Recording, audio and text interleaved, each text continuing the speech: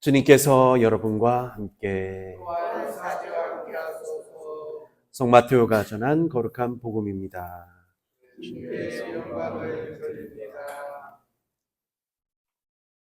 요한이 잡혔다는 말을 들으시고 예수께서는 다시 갈릴레아로 가셨다.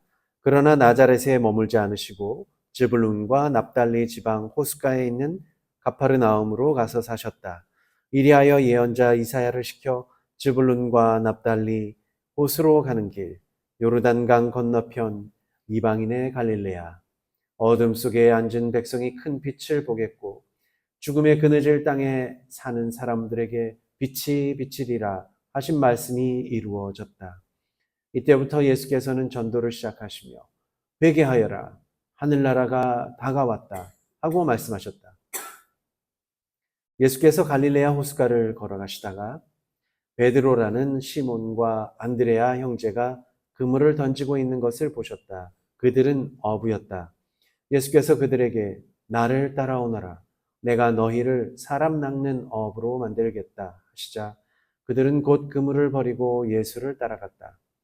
예수께서는 거기서 조금 더 가시다가 이번에는 제베데오의 아들 야고보와 요한 형제를 보셨는데 그들은 자기 아버지 제베데오와 함께 배에서 그늘을 손질하고 있었다.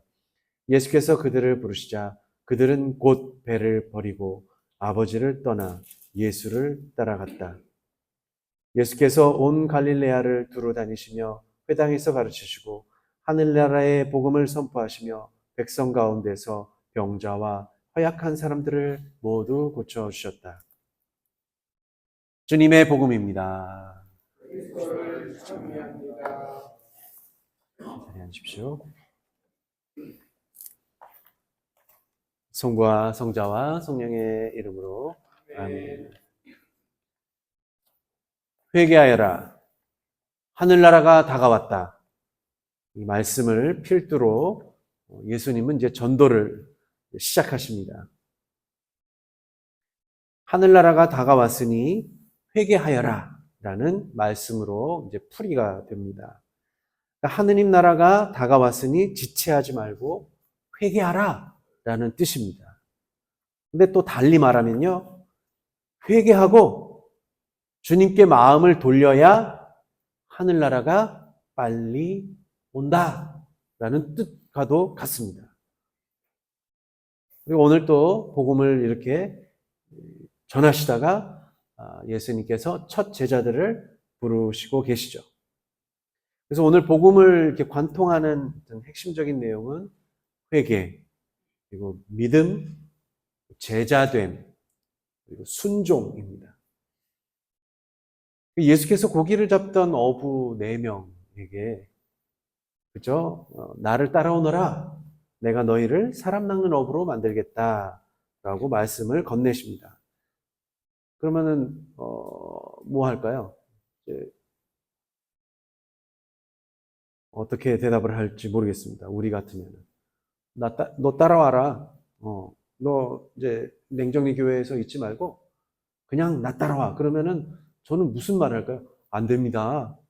아유, 제가 이렇게 사랑하는 우리 교우님들을 위해서 아직도 해야 되는데 무슨 말씀이세요? 아유, 주님도 참 이상하시네. 그럴 것 같죠? 그럴까요? 그렇겠죠, 처음에는. 예. 아니, 왜요? 왜 잘하고 있는데 왜요? 이렇게 말씀하셔요. 제가 그렇게 막 변명하고 그럴 수도 있을 것 같습니다. 그런데 오늘 복음을 보니까 그냥 이 사람들이 그냥 고기 잡고 있었어요. 고기 잡고 있었는데 그냥 따라와라. 그러니까는 군말이 없습니다. 그러니까 군말이 없이 그냥 따라가는 겁니다. 그러니까 누군가가 나를 찾아와서 자기를 따라오라고 하면은 그냥 어떻게 해요? 이렇게 저처럼 막 왜요? 의심도 하고 막 그러겠죠. 무엇을 믿는 구석이 있어야지 따라갑니다. 무엇을 믿는 구석이 있어야 따라갑니다. 최근에 사이비 종교 단체가 정치 개입을 하였다는 의혹 때문에 전국이 막 시끄럽죠. 그 단체 지도자가 그러면 무슨 말을 했길래 그 사람들이 이렇게 따라갈까요? 대체로 보면은 나를 따르라. 나를 따르면 구원을 주겠다. 잘 살게 해주겠다. 뭐 이런 말로 사람들을 모읍니다. 또 무슨 교묘한 방법을 쓰겠죠. 어떤 사이비 단체는 정말 정말 아리따운 여자애들을 막 모아서 막 그렇게 해서 막 모으기도 하고 그랬다는 이야기도 들리죠. 그러나 예수님은 근데 무슨 말씀을 하셨을까요? 구원을 약속했나요? 나를 따라오면 내가 너에게 구원을 주겠다. 그런 말씀을 하신 게 아니에요. 그리고 복음 말씀이 뭐래요? 자, 구원이 주겠다, 내가. 그런 말씀 하지 않으셨어요. 그냥 단순히 회개하여라. 하늘나라가 다가왔다. 이런 말씀만 하신 거예요. 그리고 제자들에게 내가 너한테 구원을 줄 테니까 따라와라. 그런 말씀 하신 게 아니에요. 뭐라고 하셨어요? 분명히 너희를 사람 낚는 어부로 만들겠다라는 그 말씀만 하신 거예요. 오늘 복음에서만 보면 그렇습니다. 그 말씀만. 나를 따라오너라. 내가 너희를 사람 낚는 어부로 만들겠다. 다른 말씀 하나도 없었어요. 근데 제자들이 따라갔어요. 그러니까 예수님을 따라야 하는데 어느 종교 지도자 한 개인을 따르라고 하신 적이 없어요. 그리고 예수님께서 그 당시에는 그리스도교를 만드신 것도 사실은 아니죠. 중요한 것은 어떤 다른 약속이 아니라 내가 너희를 사람 낚는 어부로 만들겠다라는 그것만 말씀하신 거예요. 그러니까 사람 낚는 어부를 만드는 게 그럼 구원된다라는 이야기냐? 반드시 그런 건 아니죠. 반드시 그런 얘기는 아니에요. 먼저 누군가를 위해서 너는 다른 의미의 어부가 되어야 한다라는 의미를 주죠. 다른 의미의 어부가 돼야 된다. 제가 어렸을 때 이게 좀 믿음하고도 관련이 있는 문제죠. 제가 어렸을 때 이제 성당에서 이제 신부님이 하신 이제 설교를 이제 들었던 이제 생각이 납니다. 어느 수도사가 이제 성인과 같이 아주 덕이 높았던 성인과 같은 분이 기도를 열심히 하였는데 소원이 하나가 있었어요. 아, 내가 생전에 정말 예수님을 정말 뵈면은 더 이상 무슨 낙이 있겠느냐. 뭐 이런 생각으로 그런 생각을 하면서도 어쨌든 기도를 열심히 하고 많은 사람들에게 이제 성인과 같이 우러러 이제 봤던 사람이 있었습니다. 그러니까 오랜 시간이 지나고 어느 날 기도를 하고 있는데 무언가 기도할 때 보통 이제 눈 뜨고 하지 않잖아요. 기도할 때 눈 뜨고 하시는 분 계신가 모르겠어요. 눈을 부릅뜨면서 기도하시는 분들이 많지 않죠. 어쨌든 이렇게 눈을 감고 이렇게 기도를 하고 있는데 느낌이 이상해요. 왜 아마 아실 거예요. 좀 어두운데 어디서 불이 확 보면 눈을 감고 있어도 어때요? 뭐가 느껴지죠? 그리고 이렇게 눈을 감고 바깥에 나가면 햇빛이 눈을 비치면 어때요? 눈을 감고 있어도 뭔가가 이렇게 따뜻하면서도 밝은 무언가가 확 느껴지잖아요. 눈을 감고 있어도. 그거를 느낀 겁니다. 뭔가가 강력한 빛이 막 오니까 눈을 감고 있어도 느낌이 이상한 거예요. 보통 때랑 다른 거예요. 그러니까 옛날에는 무슨 밤에 뭐 호롱불이나 켜고 있거나 뭐 이랬겠죠. 너무나 대낮같이 밝은 빛이 오니까 야, 이거 느낌이 예수님이 정말 나한테 온 거 아니야? 라는 생각을 하는 겁니다. 그래갖고 그런 거죠. 잠깐만. 근데 내가 눈을 뜨게 되면 어때요? 그런 생각이 갑자기 드는 거예요. 옛날부터 전해되어 온 얘기가 죄인 앞에 신과 같은 예수님과 같은 분이 나타나면 그 죄인이 그 죄로 인해서 눈이 멀거나 죽는다. 이런 생각이 드는 거예요. 그러니까 이분은 어때요? 사실은 정말 덕이 높지만 항상 나는 그렇다고 내가 그냥 의인인가? 그 죄인이다라고 생각한 겁니다. 그런데 정말 은혜스럽게 하느님 같은 분이 예수님 나타나니까 어때요? 보고는 싶죠. 근데 눈을 뜨면 어때요? 아이고, 내가 눈이 멀겠구나. 혹은 내가 죽겠거나 아마 그런 겁니다. 그래서 잠깐 꾀를 낸 거예요. 어떻게 꾀를 내요? 그럼 어떻게 하면 좋을까요? 눈을 한쪽만 뜨기로 했습니다. 한쪽만 뜨면 어떻게 해요? 한쪽은 눈이 멀어도 한쪽은 괜찮으니까 살 수가 있는 거죠. 그러니까 그러고도 혹시나 몰라서 어떻게 눈을 크게 뜨지 않고 어떻게 살짝만 뜨는 살짝. 그러니까는 정말 빛이 있으면서 막 정말 예수님 같은 분이 나타나신 거예요. 그럼 어떻게 해요? 야, 정말 예수님인가 보다 했는데 눈을 살짝 떴지만 어때요? 점점 흐려지는 거예요, 눈이. 어머나, 내가 정말 죽나 보다. 내 눈이 진짜 머나 보다. 그런 생각하는데 또 어때요? 그러니까 점점 안 보여지니까 갑자기 정말 내가 이렇게 지극히 높으신 분을 만나는데 이 내 눈 따위가 무슨 소용이야? 내가 지금 여기서 죽어도 정말 이 죄인이 여기서 죽어도 하느님을 보고 예수님을 봤는데 그럼 어떻게 해야 되겠어요? 무슨 소용이야? 내가 죽어도 좋다. 그래서 그냥 오히려 두 눈을 번쩍 뜬 겁니다. 그리고 예수님을 본 거예요. 그러면 이제 생각하겠죠. 야, 정말 예수님, 감사합니다. 이제 제 눈이 멀어도 괜찮습니다. 죽어도 좋습니다. 하고 있는데, 눈이 널 멀지도 않고 점점 더 예수님을 환하게 보는 겁니다. 그러니까 이제 놀란 거죠.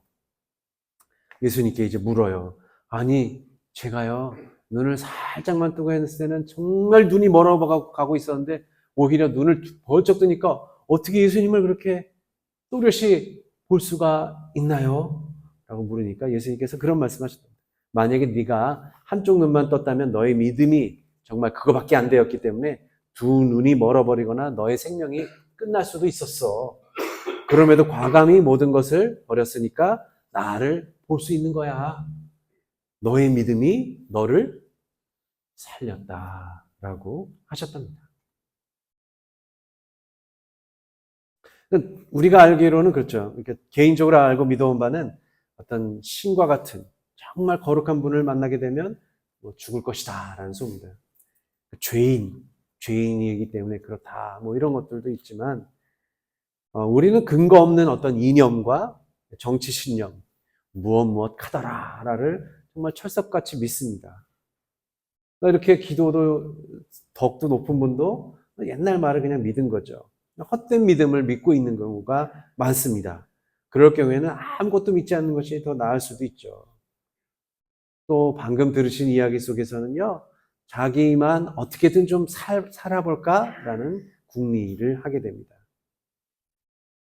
만일 하느님께서 정말 나타나셔서 오늘 나와 같이 낙원에 들 것이다 라고 하면은 어떻게 말씀하시겠어요?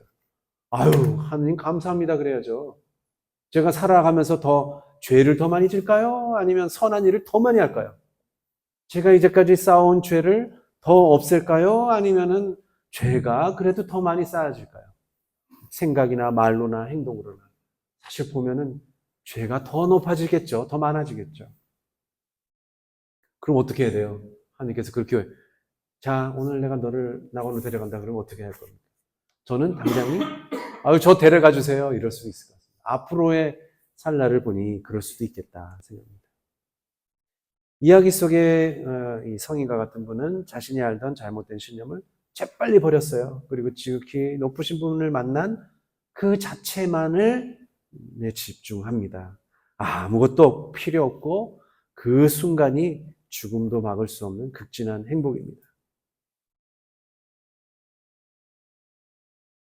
근데 하느님의 사랑도 중요하죠.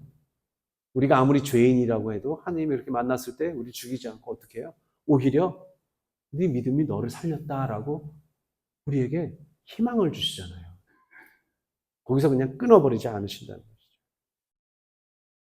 믿음은요, 허황된 일과 개인 한 사람을 신처럼 따르라고 절대로 요구하지 않습니다. 오늘 복음에서처럼요, 믿음은 자신의 죄를 먼저 회개할 것을 요구합니다. 그리고 하늘나라처럼 하느님이 주인 되시는 나라를 찾으라고 하지 어떤 종교단체의 지도자를 자기 목숨처럼 따르라고 하지 않습니다. 다시 말씀드리지만 믿음은 허황된 것을 믿으라고 요구하지 않습니다. 내일 해가 서쪽에서 뜹니다. 여러분 믿습니까? 그런 걸 요구하지 않습니다. 단지 그럼 뭘 원하시느냐? 제일 처음에 제자가 될 것을 요구합니다. 그러니까 제자가 된다는 것은 이제까지 물고기 잡는 일이 무조건 나 자신 혹은 내 가족의 생계, 어쨌든 부유하게 되기 위해서만, 나 자신을 위해서만이 아니라 다른 사람들을 위해서 오히려 내어놓고 그리스도의 말씀으로 먹이고 그리스도의 말씀을 배워서 가르치고 복음을 진정한 양식으로 먹고 나눠주겠다라는 그런 자세, 그런 태도가 바로 제자됨입니다. 이런 태도와 자세는요, 이단과 같이 우리들을 잘못된 믿음으로 끌고 가지 않습니다. 이단들은 자신의 세력을 불리기 위해서 수단과 방법을 가리지 않고 금품마저 사용하죠. 결국은 그 금품을 뿌린 다음에 어떻게 해요? 다 뺏으려고. 예수님의 방식과 완전히 다른 방식. 예수님은 일단 뭐든지 버려라 라고 합니다. 버려라. 그래서 오늘 복음 말씀을 이렇게 바라볼 수 있죠. 베드로와 안드레아, 그리고 야고보와 요한이 첫 번째로 뭘 버리냐면 그물을 버립니다. 그물. 두 번째로는 배를 버려요. 그리고 세 번째로는 아버지를 떠납니다. 물론 아버지를 나 이제 당신 안 봐 이런 의미가 아니에요. 여기서는 그런 의미가 아닙니다. 아버지의 영향권에서 벗어나서 새로운 인생의 의미를 찾아 나간다는 뜻이겠죠. 그물은 생계수단을 의미합니다. 그물은 생계수단을 의미합니다. 배는 자기가 갖고 있는 재산을 의미하죠. 아버지는 혈연과 가족입니다. 그러니까 거기에 너무 혈연과 가족에만 매몰돼가지고 타인을 받지 못하는 그런 가족 관계를 뜻합니다. 그러니까 예수님을 따르기 위해서는 그물과 배와 이 아버지를 자리에 놓아두고 떠나야 합니다. 근데 그렇게 떠나기 전에 필요한 것이 있습니다. 그것이 없으면 떠날 수가 없죠. 예수님께서 오늘 처음 말씀하시면서 선포하셨듯이 하늘나라가 오고 있다는 믿음과 회개가 필요한 겁니다. 그거를 어쨌든 제자들은 받아들였기 때문에 예수님을 따라 나설 수 있었던 겁니다. 오늘은 아무 말씀 복음에서는 어떤 말도 없었지만 하늘나라가 다가왔다. 회개하라. 그 말씀을 듣고 제자가 되기로 한 겁니다. 그러니까 회개를 통한 믿음을 통한 회개가 먼저 이루어졌기 때문에 제자들은 예수님을 따라 나선 겁니다. 회개하고 잘못을 뉘우치면서 주님께로 돌아가려는 사람은 오늘 제자들처럼 어떤 군말, 어떤 토를 달지도 않고 부르심에 순종합니다. 회개하여 하늘나라가 다가옴을 깨닫고 부르심에 응답한 사람은 그 즉시 앞뒤 가리지 않고 순종하며 나섭니다. 회개와 순종, 믿음과 순종은 이렇게 함께 따라다닙니다. 나 자신을 먼저 살펴 회개하고 하늘 부끄러운 줄 아는 것. 그리스도를 그래야 믿을 수 있고 그분의 참된 제자가 될 수 있습니다. 교우 여러분들께 제가 지난 주일에 우리의 정체성은 누구인가? 우리는 어떤 신분을 가진 사람인가? 라고 여쭈어 보았습니다. 그 첫 자리에 누구의 아버지다, 누구의 어머니다, 아니면 내 재산이 얼만 가진 사람이다, 내가 무슨 일 하는 사람이다, 그런 것이 아니라 그리스도인이라는 정체성을 제일 처음 가져보시라 라고 말씀드렸죠. 당신은 누구예요? 라고 하면 저는 예수 그리스도를 믿는 사람입니다. 이렇게 말할 수 있는 자신감을 좀 가져보시라 라고 말씀드렸습니다. 성도로서, 거룩한 무리, 그리고 예수와 한 형제 자매로서, 그리고 교회 안에 한 친구로서, 교우로서, 하느님 백성으로서 그렇게 나는 그런 사람이다 라고 말을 해야 된다. 뭐 부끄러워갖고 저는 그냥 몰라요 그러지 마시고, 저는 평생 예수 그리스도를 믿고 따르는 사람인데 잘 안 되지만 여전히 따를 겁니다. 이렇게 말씀을 하셔야 된다는 것이죠. 이제 하나 더 추가해서 예수 그리스도의 제자가 되려는 사람입니다. 예수 그리스도의 제자입니다. 라고 내가 누구인지를 떳떳이 첫 자리에 놓으시라 오늘도 말씀드리고 싶습니다. 예수님께 순종하십시오. 어떤 한 사람, 어떤 재물, 땅에만 마음을 빼앗기지 말고 더 늦기 전에 회개하여 주님께로 돌아갑시다. 제자가 되라고 부르시는 예수님의 말씀에 곧장 순종하면 그분이 우리 앞에 서셔서 우리를 직접 보호하여 주실 것이고 이끄실 것입니다. 그리스도를 믿으십시오. 회개하십시오. 그리스도께 순종하십시오. 그분의 제자가 되겠다고, 그래서 나의 정체성은 그리스도의 제자가 되겠노라고 결심하십시오. 우리 모두가 부르심을 받은 제자로서 살아가도록 성령께 도움을 청하며 주님의 이름으로 기도합니다. 성부와 성자와 성령의 이름으로.